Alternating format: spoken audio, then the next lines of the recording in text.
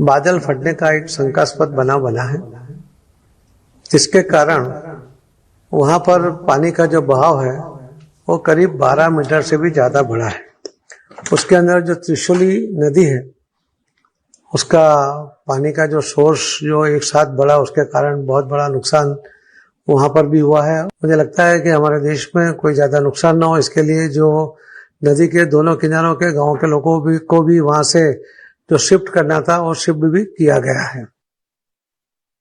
तो नेपाल में आवेला पूरनो मामलो वडोदराना सांसद डॉक्टर हेमांग जोशीए भारतीयोना लापता होवाना अहेवालो अंगे निवेदन आपता कह्युं छे के वडाप्रधाने नेपाळना वडाप्रधान साथे वात करी छे अने केन्द्र सरकार द्वारा तमाम शक्य सहायनी खातरी आपवामां आवी छे।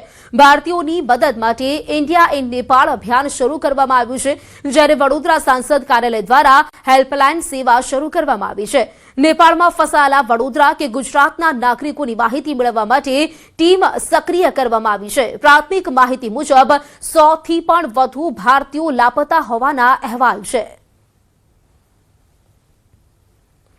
तो पूरने लईने डॉक्टर हेमांग जोशी सांसद तेमणे आ निवेदन आप्युं छे अने साथे ज तेमणे जणाव्युं छे के आपणा प्रधानमंत्री द्वारा नेपाळना प्रधानमंत्री साथे वातचीत करवामां आवी छे अने सतत संपर्क करवामां आव्यो छे। भारतीयोनी मदद माटे हेल्पलाइन पण शरू करवामां आवी छे। जे माहिती ते अनुसार भारतीय लगभग 100 थी पण वधु भारतीय लापता होवानी आशंका छे अने गुजरातना जे नागरिको पण तेमां होई शके छे तेमनी माहिती मेळववा माटे टीम पण सक्रिय छे अने त्यारे कामगीरी कराई रही छे। नरेंद्र मोदी साहेबे नेपाळना प्रधानमंत्री साथे पण वात करी अने रेस्क्यू ऑपरेशन्स माटे अने राहत सामग्री मोकलवा माटेनी रजूआत पण करी छे अने शक्य एटली तमाम मदद भारत सरकार द्वारा पण करवामां आवशे ए बाबतनी खातरी आपी छे। औपचारिक रूपथी 100 थी वधारे भारतीयो लापता होय एवा एक समाचार आपणे प्राप्त थई रह्या छे। आ वडोदरा लोकसभाना प्रवासीओ जो तेओ त्यां अटवाया होय तो एमना माटेनी एक हेल्पलाइन वडोदरा लोकसभा सांसद कार्यालय द्वारा 7778826034 आ नंबर पर एक नियत फॉर्मेट में आप जो व्हाट्सएप करशो तो माननीय मुख्यमंत्रीना कार्यालय ने विदेश मंत्रालय साथे मळी संकलन करी अने एमने शक्य तमाम एटली मदद पहोंचाडवानो अमे विनम्र प्रयास करीशुं। तो नेपाळमां विनाशक पूरमां 105 भारतीय प्रवासीओनो संपर्क तूट्यो छे। नेपाळना रासुवा जिल्लामां भोटेकोशी नदीमां अचानक फ्लेश फ्लड थयुं। 291 विदेशी सहित कुल 384 प्रवासीओनो संपर्क थई शक्यो नथी। आ लापता यादीमां 105 भारतीय प्रवासीओनो समावेश छे। भारतीय प्रवासीओमां गुजरातना कोई प्रवासी शामिल छे कि नहीं ते अंगे पण तपास शरू करवामां आवी छे। गुजरातना प्रवासीओ अंगे हजू सुधी कोई सत्तावार यादी जाहेर नथी। प्रवासीओना नाम अने राज्यवार विगतो मेळववानी कवायत शरू छे। नेपाल टूरिज्म, स्थानिक पोलीस अने भारतीय दूतावास वच्चे संकलन तंत्र द्वारा राहत अने बचाव कामगीरी पूरजोशमां चाली रही छे। भारतीय दूतावासना एमरजन्सी नंबर पण जाहेर।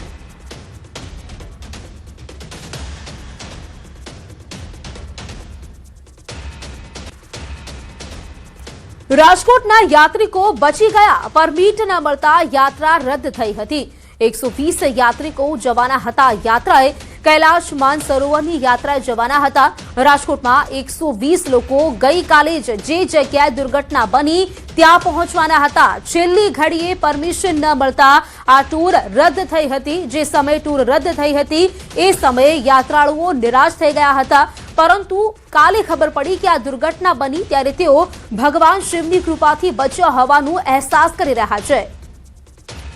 तो लगभग 120 जेटला यात्रिको छे जो जवाना हता कैलाश मानसरोवरनी यात्रा, परंतु छेल्ली घड़ीए जे यात्रा छे ते केन्सल थई हती, रद्द थई हती अने जेथी यात्रिको निराश थई गया हता। परंतु अने ए लोको जवाना पण ए ज जग्याए हता जे आ प्रकारनी घटना बनी हती। जानकारी मेळवीशुं संवाददाता हार्दिक पासेथी। हार्दिक, बात करिए અહીં જે લોકો છે જવાના હતા તે લોકો, પરંતુ તે લોકો અંતે સમયે બચી ગયા છે। અંતિમ ઘડીમાં જે યાત્રા છે તે રદ થઈ હતી અને હવે તે લોકો ભગવાન શિવનો આભાર માની રહ્યા છે। હાર્દિક, जी प्रीति, जे गई काले दुर्घटना बनी जे स्थल पर दुर्घटना बनी है ए स्थल पर जे राजकोटना 120 प्रवासीओ जवाना हता। जे टूरना जे संचालक छे जे आयोजन जेमने कर्युं हतुं ते अध्यापक आपणी साथे छे। साहेब, शुं कहेशो पहेला तो जे दुर्घटना बनी है तो दुखद दुर्घटना है, आप कई रीतना जवाना हता अने कई रीतना प्रसंग बन्यो? हाँ, એટલે આમ તો દર વર્ષે કૈલાસ માનસરોવર યાત્રાનું આયોજન અમારું શિવવનના ચેરિટેબલ ટ્રસ્ટ અને શિવાય હોલિડે દ્વારા થતું હોય છે, જે રેગ્યુલર હોય છે. અમે મે જૂન મહિનામાં ઓલરેડી અમારા 3 ગ્રુપ તો આ યાત્રા ખૂબ જ સરસ રીતે પૂર્ણ કરીને આવી ગયેલા, અને આ છેલ્લું ગ્રુપ હતું જે ઓગસ્ટ મહિનાની 24 તારીખે રાજકોટથી નીકળવાનું હતું, અને 26મી તારીખે આજે જે દુર્ઘટના બની છે ચાઇનાની બોર્ડર ઉપર, એ જગ્યાએ જ અમે લોકો પહોંચવાના હતા. પરંતુ અમે માત્ર યાત્રિકોને એવું કહેલું જ્યારે બુકિંગ કરેલું ત્યારે જ કે દરેક યાત્રિકોએ જો ચાઇના ગવર્મેન્ટનો વધારાનો કોટા મંજૂર થશે તો જ આપણી યાત્રામાં જવાનું થશે. અમે લગભગ 20મી ઓગસ્ટ સુધી બધા યાત્રિકોને વાત કરેલી કે આપણે રાહ જોઈએ, જો વધારાનો કોટા રિવાઇઝ થશે તો આપણે જવાનો ચાન્સ મળશે. પણ જ્યારે યાત્રિકોને આ વાત કરી કે હવે આપણે આ યાત્રામાં જવાનું નથી, આપણે આવતા વર્ષે જ જઈ શકશું, ત્યારે બધા યાત્રિકો ખૂબ નિરાશ થઈ ગયેલા કે હવે પાછું ફરીથી ક્યારે જવા મળશે. અમુક યાત્રિક તો એવા હતા કે જેમની ઉંમર 70 વર્ષ આવતા વર્ષે થઈ જાય છે, તો એ લોકો તો હવે કે આ વખતે નથી આવતા તો એ ક્યારેય નથી જઈ શકવાના, કારણ કે 70 વર્ષનો નિયમ છે. એટલે છેલ્લી ઘડી અમે લોકોએ યાત્રા રદ કરી. બધા યાત્રિકોને છેલ્લા 2 દિવસમાં અમે બધાને ફૂલ પેમેન્ટ પણ રિફંડ કરી દીધું. ખાસ કરીને જ્યારે ગઈકાલે ઘટના બની ત્યારે યાત્રિકોનું શું રિએક્શન હતું? એટલે હા, એટલે યાત્રિકો જ્યારે, કારણ કે અમે લોકો તો ચાઇના સાથે અને નેપાળ સાથે સતત કોન્ટેક્ટમાં જોઈએ, અમને તો સવારથી જ આ દુર્ઘટનાનો ખ્યાલ આવી ગયેલો. પણ જેમ જેમ લોકોને ખ્યાલ આવતો ગયો, અમારા વોટ્સએપ ગ્રુપમાં પણ જાણ કરી યાત્રિકોના, એટલે એ બધા જ યાત્રિકોનો માત્ર ને માત્ર એક જ વસ્તુ હતી કે આપણે મહાદેવે બચાવી લીધા.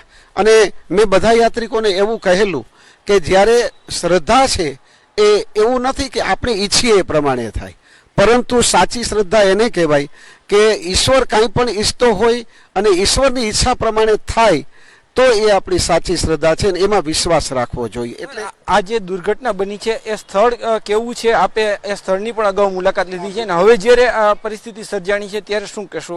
ત્યાંની શું હાલત હોઈ શકે? જે જગ્યાએથી ચાઇના બોર્ડરથી એન્ટ્રી કરવાની હતી એની આજુબાજુનો લગભગ 10 કિલોમીટરનો જે વિસ્તાર છે, એને આજુબાજુના જે નાના મોટા ગામડાઓ છે, એને આજુબાજુની જે હોટેલ્સ છે, 5 માળનું આખું ચાઇનાનું ઇમિગ્રેશન સેન્ટર છે, 5 માળનું, એમના ઉપરથી ફ્લડ આવી ગયું. અને ત્યાં રહેવાવાળા હજી અમે એમ માનો ને કે 1.5 મહિના દિવસ પહેલાં જ અમે યાત્રા પૂરી કરીને એક ગ્રુપ કરીને અમે આવ્યા છીએ.